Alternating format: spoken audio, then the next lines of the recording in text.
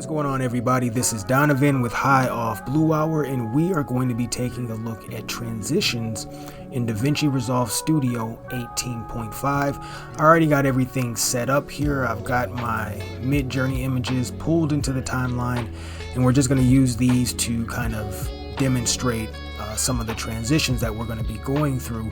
In full disclosure, the first few transitions will be transitions that are available just as is with Davinci Resolve, and then majority of the transitions though will be transitions from this website called FourEditors.com. That's FOUR editors.com. It's a website that I bought a graphic overlay and transition pack from them some years back, and I still use a lot of the elements that I got off of there. It was a lot of value in that pack.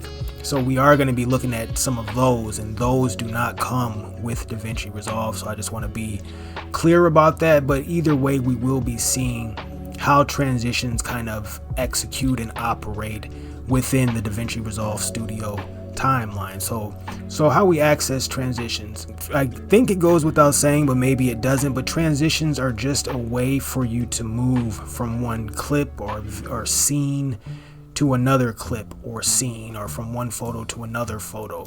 So basically just transitioning from one image to another image in a dynamic, stylistic, at least aesthetic way. It's not just a blank cut, even though a cut, I guess, is a type of transition, a simple cut. But all right, so how do we access the transitions? You want to go over here to your toolbox over here on the left side. You're going to kind of have to use your imagination a little bit, because all of my transitions and kind of graphical things, effects and stuff, is just already open. So if you're opening this for the first time, this setup will probably look different for you. But what you would do, you go over here to your toolbox and you have this drop down arrow that you will click that, and then you will see your video transitions and your audio transitions. We're going to work with the video transitions that will be over here on the right side. And these first initial grouping of transitions, these are just the kind of regular, but I don't mean that in a bad way, but these are kind of the regular Davinci Resolve transitions that come with the program. So you can kind of see, and you can clearly see, yeah, they're stock transitions, but there's a lot of them, and there's a lot of variety, and in my opinion, a lot of value and a lot of quality to these. But out of all of the Davinci Resolve, quote unquote stock transitions, the main ones that I use are the cross dissolve and the dip to color dissolve. So let's take a look at the cross dissolve. I mean, everybody has seen a cross dissolve, but let's just go ahead and put it in action here. And the thing about a lot of these transitions is that they're pretty self-explanatory. You see, it's just, a lot of them you can tell how they function and how they're going to look by just the name. And so cross dissolve, pretty self-explanatory. You get that cross dissolve, the images kind of cross into each other and dissolve into each other. Very self-explanatory. So that's cross dissolve. Everybody's probably seen that one in one form or another. And then the other one that I use from Davinci Resolve's library is, let me get rid of that one, is the dip to color dissolve. Let's bring this into the timeline, and we're gonna go from the blue arrow to this kind of cyberpunk. This is actually a very stereotypical, almost prototypical cyberpunk scene. You got your faceless protagonist with his back to the camera, facing a city illuminated by city lights and congested with skyscrapers and buildings, and you got your neon lights and all that type of stuff. So very prototypical cyberpunk image. We're going to transition from the glowing arrow to that. So we got the dip to color dissolve, again self-explanatory with the name, because let's press play and it does exactly what the name implies. You kind of get this dip things get dark, which to me that's the dip. You're kind of dipping out of the light and down into the darkness briefly, and then you rise back up into the light and the color and all that type of stuff. So dip to color dissolve. Let's see it one more time. Simple, but a very dramatic, to me, effective transition. Actually, when you see this in a slideshow or any sort of maybe video essay, I use dip to color dissolves a lot in video essays. It's an effective one, so I actually recommend it. But again, this is all whatever your taste is, whatever you like to do. So let's get that one out of there. And so we're going to go a little bit further down. Let's stick in the Davinci Resolve library area of the transitions right now, because maybe we'll find something else that's a little bit more worth taking a look at. I know this is one that I don't use as much as I used to, but I have used it in the past. There was a time when I thought it was, for some reason, like a creative transition, and it actually still is depending on when you use it, and that is the barn door transition. And again, self-explanatory in a way with the name. We're going to take it over here, put it right there, and this time we're going to go from the cyberpunk scene to just this nighttime, kind of blue hour rooftop swimming pool scene. Okay, so we're going from here to here, and we're using the barn door transition. So let's take a look at what the barn door transition looks like. Boom. So like I said, self-explanatory. The transition functions and operates visually like a barn door, some sort of door just opens. Maybe even grocery store doors, right? The sliding doors, but barn door probably sounds better. But yeah, so it's a worthwhile transition depending on what you're trying to do. There's definitely some creative ways you can use the barn door transition, particularly if you can get an edit so that when you're at this point where the scene is splitting apart, maybe you have a scene where you have two people actually on each side pulling apart, as if they're actually pulling apart some barn doors, opening some barn doors. I'm kind of just thinking off the cuff there, but there's some visually creative things you can do with this transition. And let's continue further down and see if maybe there's anything else. But as I'm going down, you can see the names of some of these transitions and the categories. You have shapes, you have a variety of types of wipes and different things like that. You got your center wipe, you got your edge wipe, and a lot of these more non-fusion centered transitions, you get to preview them a lot easier. Like when you just hover over them, you get to really see them in action. I have a weaker computer, so as we get into the fusion stuff, sometimes those previews can take a little slower to start activating and happening. But as we're in these kind of relatively simple ones, you get to preview them as you scroll your cursor over the transitions. So you can just see what's available here. Spiral wipe, X wipe, a lot of wipes. It's important to wipe. So you got your triangle right up here with the shape. You got your star right there. Got your triangle left. Everything self-explanatory once again. A heart. If you do something Valentine's related, you got to use that heart transition. You got the box. So, and then now we get down here. These are fusion transitions. And I'm trying to see if any of these are... Now the brightness flash, this is one I have used in the past, and so we'll take a look at this. And so we're going to use the brightness flash transition to go from this nighttime swimming pool scene to this guy sitting in front of his computer, basically at his workstation. So let's bring the brightness flash in. We're going to drop it in there. And now let's go from... And actually, you know what I should have did? I should have did this in the very beginning, because it would have been a lot more visually pleasing for you guys, or at least I think it would have. I should have added, in fact, let me undo this. I should have added a dynamic zoom to all of these to make it a lot less boring, just looking at still images. I don't know why I forgot to do that. I usually just automatically do default zoom with still images. So alright, we got default zoom going for everything. All right, so brightness flash. We're gonna bring brightness flash in, and let's take a look at what brightness flash looks like in action. Yeah, so you see it actually kind of has a similar effect to the cross dissolve, but you get that brightness with it. And this is an effective transition depending on when you use it. It can be very dramatic, very impactful. I've used it in a lot of edits.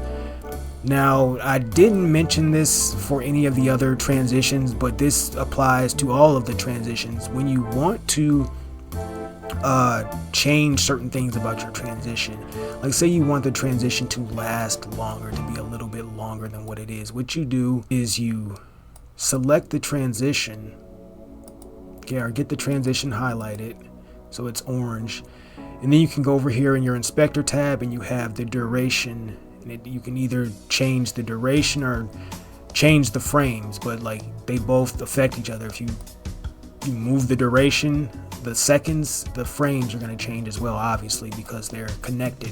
So that's one way to alter how long or how short the transition is. But another way to do it is you can simply actually go right directly onto the timeline and get your cursor over the edge of the transition box, so you get this kind of double arrow with a line in the middle. Click and grab and pull or push in whichever direction you want to go. You're going to pull out if you want to stretch the transition out and make it longer. You're going to push in if you want to make it a little shorter. So let's try to make it a little longer like that, and let's take a look at what that looks like. Boom. There it is.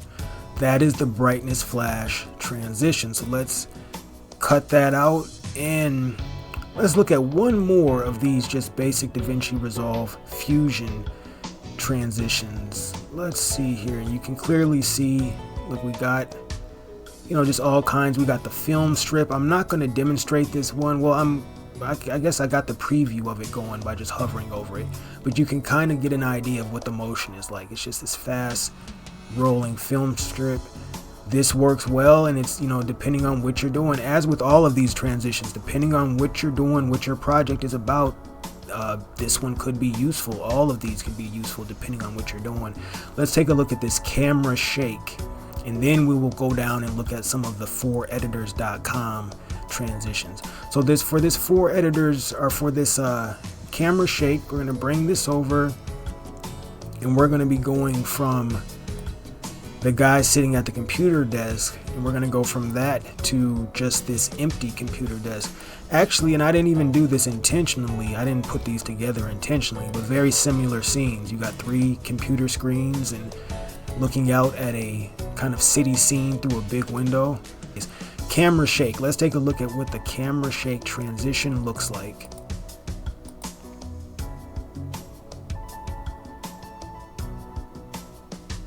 All right, so you got to see it. It actually hesitated a little bit there, which is kind of par for the course when I'm first kind of doing certain transitions, particularly fusion transitions in the timeline. But everything comes out smoothly in the export, believe me. But let's take a look at it again. And actually what I'll do is I'll stretch it out a little bit, make it a little bit longer, and let's check it out again. And that is just the camera shake, the basic camera shake transition. And you can imagine what you could possibly do with that transition. You could have some sort of sound effect with that. This would not particularly with this specific camera shake transition, but with other ones, I use them in my other channel when I'm doing certain pro wrestling edits and things. If a guy gets slammed, I try to time the camera shake with the moment of the impact of the slam, and that can add a big dramatic kind of boost and energy to the edit. So there's definitely some use cases for for multiple types of camera shake transitions. So let's cut that out. And okay, that's enough of the just, I guess, Davinci library of transitions. And as I exit out of there, you can kind of see a lot of the other ones that they still have. So now we're going to get into some of the 4editors.com transitions. And The ones that are labeled 4K, I don't even really dabble with those because I don't really. My computer is a very basic computer, so there's no point in just trying to push it to that kind of limit and just jeopardize everything else I want to do. I don't necessarily have to dabble in 4K right now with the type of stuff that I do. So the 4K transitions, I don't even actually pay attention to those, even though there's clearly a lot of them, but there's a lot of just non 4K and just regular transition. So let's go down here. Okay, so this group right here, these are 4editors.com. You'll know if it's a 4editors.com transition by it'll have the number 4 and a capital E after it, to signify 4editors.com. So this group of transitions right here, and there's another group that I'm going to scroll down to in a minute, but this group right here, you got about 6 or 7 or 8 or so glitch transitions that I use quite a bit. So we're going to take a look at a couple of these just so you can get a sense for what they look like. And I won't spend too much time on these because again, these are if you have Davinci Resolve right now, you would have to pay some money to get these because they're a part of a pack that I purchased. So I don't want to kind of talk about something that you have to go out and spend money to get. I'm assuming if you're watching Davinci Resolve tutorial type stuff, you already have Davinci Resolve, so you probably would prefer to learn about things that are already on Davinci Resolve, you know what I mean? So, but we won't be here too long. So let's take a look at this glitch 3. This is one of my favorite glitch transitions, and let's take a look at how it is as is. I usually like to stretch it out to make it a little longer, and you might be able to see why when you first see it play out. So let's play this glitch transition. You see, you might not like that one. I like that one. I don't use it all the time because I don't want to get too tired of it, but it's one of those that caught my eye when I first saw it. Just this very kind of digital vibe to it, perfect for kind of cyberpunk imagery. And so that's labeled glitch 3, but there's actually another group further down that also has glitch 1, glitch 2. So there's kind of 2 sets of glitch 3s, and the other glitch 3 is actually one that I'm fond of as well. So we'll see that in a minute. Let's take a look at one more of the glitch transitions in this particular group. What is a good one to check out here? Maybe glitch 1. Let's go ahead and just check out. Let's try glitch 2. We're gonna throw glitch 2 in right here. Let's take a look at glitch 2.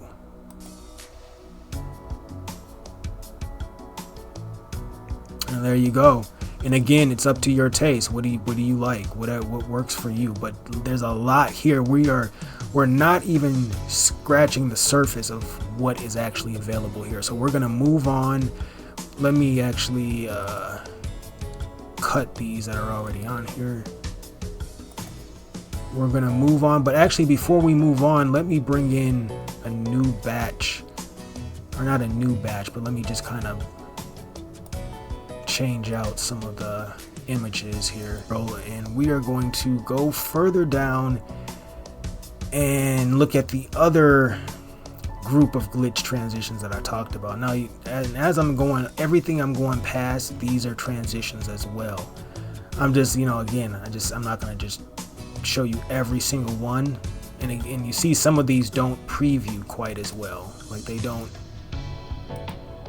show up as soon in the preview window. But you got this right here, blinds left to the right. Now you see what that looks like just in the preview. So some of these I won't pull them into the timeline. We'll just try to see if they show up in the preview. We got the blur dissolve, that speaks for itself. Blinds going up, self-explanatory. All right, so let's go down here to, this is the second set of glitch transitions. Now remember when I said there were 2 sets of glitch 3s? We got the other glitch 3 right here, and this is one that I'm fond of as well. Let's take a look at it. It's one of those more kind of white noise type glitches. Let's take a look at what it looks like. You see, and it's a simple, let me turn this dynamic zoom on here. It's a simple kind of a simple effect, but it has a big effect. It seems simple, but when you see it in motion, has a nice little look to it. And depending on what type of story you're telling, what your video is about, the genre, the niche that you're in, the niche or whatever, it might be perfect for what you're trying to do. So let's take one more time. Let's take a look at that. Yeah. And then let's cut that. So I'm going to actually end this video here because I don't want to just keep going through all these glitches, or not glitches, but all these transitions. And again, we're now into the group of transitions that these cost money, these particular ones that I'm looking at least if you get them a part of the pack that I originally got them a part of. So I kind of don't want to, really shove that at you. You probably want to just know more about stuff that's directly on Davinci Resolve. So that is going to be the video, guys. I think I covered everything that really needed to be covered, at least in terms of the basics of just transitions, how they operate, the at least two places that you can edit their duration from up here in the inspector tab. And again, let me show how that all looks. Drop that cross dissolve transition there, highlight the transition so that it is orange, and then you go up here in the inspector tab, and then you make sure you're in the transition area of the inspector tab, and you see all of these controls here for the transition, so you can change the duration and the frames and all of that type of stuff. But the other way that you can do all that to change the duration at least is directly on the timeline. You select and hold your transition box and either drag it out to make it longer, to make the transition last longer, or push it in to make that transition a little bit shorter. Okay, so that is the video, guys. Those are some of the transitions that are available already in Davinci Resolve Studio, as well as some of the transitions that are available on 4editors.com in some of their packs. They have a lot of graphic packs, overlay packs, transitions, all that type of stuff. I do actually recommend you check it out if you're somebody who's willing to spend money on extra graphics and transitions and assets to bring in to Davinci Resolve. I do recommend checking them out because they do have quality, useful things, at least in my opinion. So that is the video. Thank you for watching. I will catch you on the next one.